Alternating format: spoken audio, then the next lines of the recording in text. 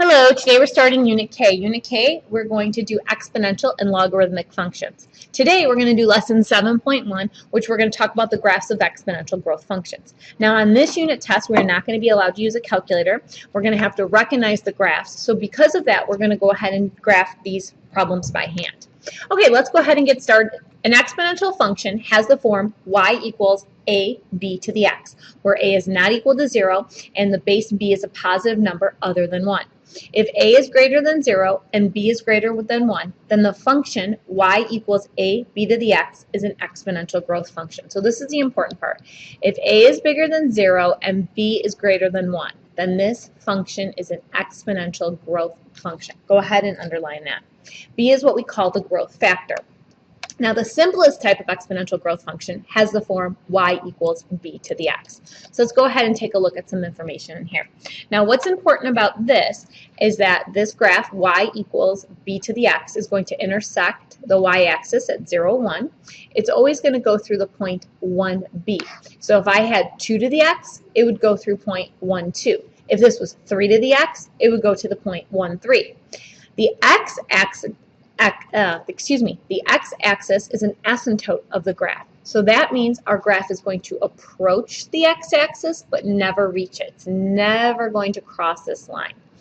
The graph also rises from left to right. That's how we know it's an exponential growth function, because tomorrow we're going to talk about exponential decay functions. Okay, let's go ahead and just get started with the examples. First, I'm going to graph y equals 2 to the x. When you graph these, I would like you to go ahead and pick points. We're going to make a table. I would like you to do -1, 0, 1, and 2. Okay, so let's get started. 2 to the negative first power would be 1/2, because we want to make that exponent positive, so we put it underneath. So we would have -1 and 1/2. 2 to the 0 is going to be 1. Anything to the 0 power is 1, and just like it said above in that chart, it's going to cross our y-axis at 0, 1. Then we have 2 to the first, which is just 2. So we have 1 over 1 up 2. And then we have 2 squared, which is 4. This kind of gives us an idea of how quickly the graph is going to rise. So 2, 4.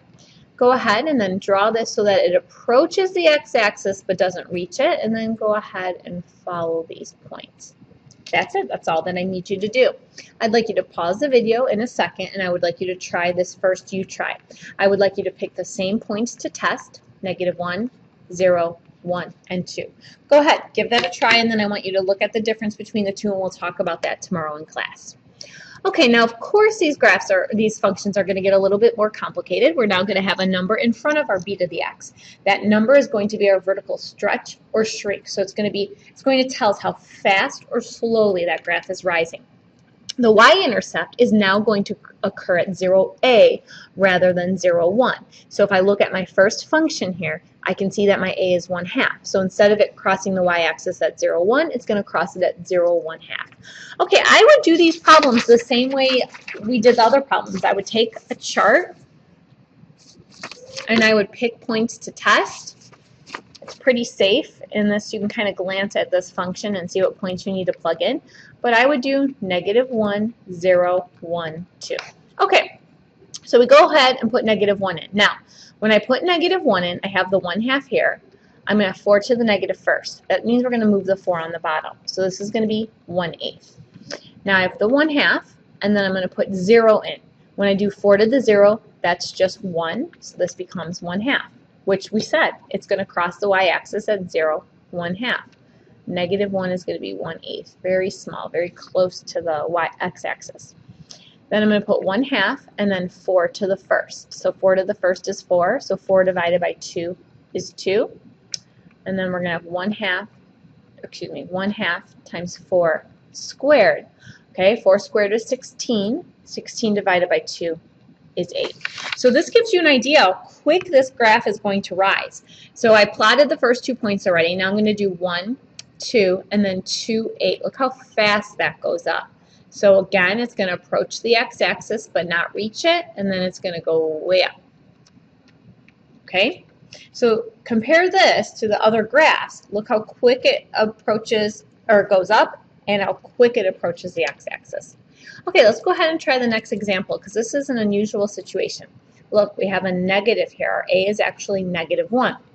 So I'm still going to go ahead and test the same points. We're going to put in -1, 0, 1, 2. Now be careful. When I put -1 in, okay, that's going to cause these to flip.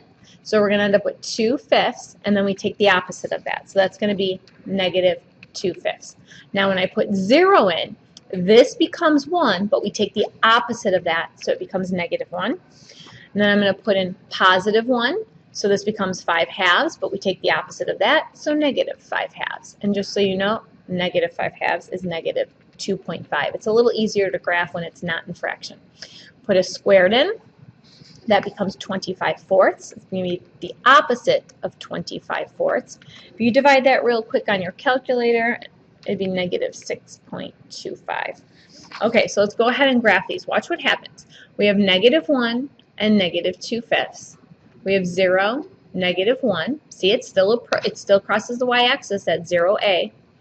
And then we have 1 and -5/2, which is 2.5. And then we have 2 and 6.5, so 3, 4, 5. It's going to be about down here.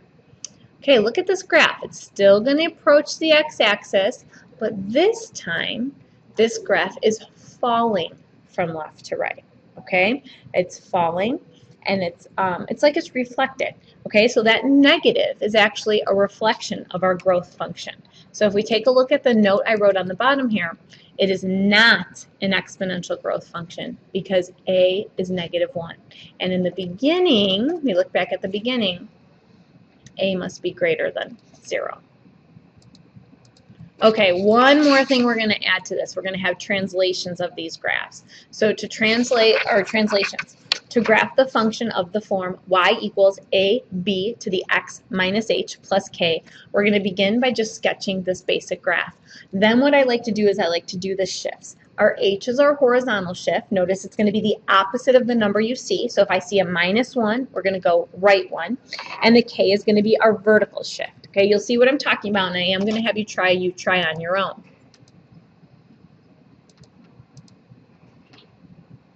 All right. All right, so what I'm going to do first, I'm first going to graph y equals 4 times 2 to the x. That's step 1. We're going to do that by making the chart. I'm going to pick the same points I've been picking, so -1, 0, 1, 2. I'm only plugging it into this. So -1 makes this 2 be on the bottom, so 4 over 2 is 2. Plug in 0, 2 to the 0 is 1, 1 times 4. 1, 2 to the first times 4 is 8, and then we plug 2 in, we get 16. Obviously, we're going to fall off our graph on that one. So I'm going to go ahead and sketch this very lightly. -1, +2, 0, 4, 1, 8, and then 2 to the 16 falls off the graph. I'm just going to sketch it very lightly. I'm going to put a dashed line. It's going to approach our x-axis. Now, what's going to happen is we're going to translate it. Since our horizontal has a -1, we're going to go right 1, and then the k is -3, so it's exactly what you see. It's going to be down 3. So for every point I graph, so for example, I have this point right here, -1, 2. I'm going to go right 1, down 1, 2, 3. Here, I'm going to go right 1, down 1, 2, and 3. And then what other point do I have? 1 and 8. Right 1, down 1, 2, 3. Now, what happens is it's going down 3. So instead of approaching the x-axis, it's going to approach the line 3 units down from that. 1, 2, 3. It's going to approach y equals -3. So this is my actual answer that I want to see. There we go. That's it. Okay? So over here on the U-try, you're going to do step 1. You're going to graph y equals 3 to the x. You're going to go ahead and make your chart. You're going to plug in -1, 0, 1, 2. Then you're going to translate it. So if you look at this, you're going to say, which direction does it move? It should move left 1 and up 2. Go ahead, pause the video, give that a try. If you have any questions, comments, or concerns, write it at the bottom of the paper, and I'll see you tomorrow in class.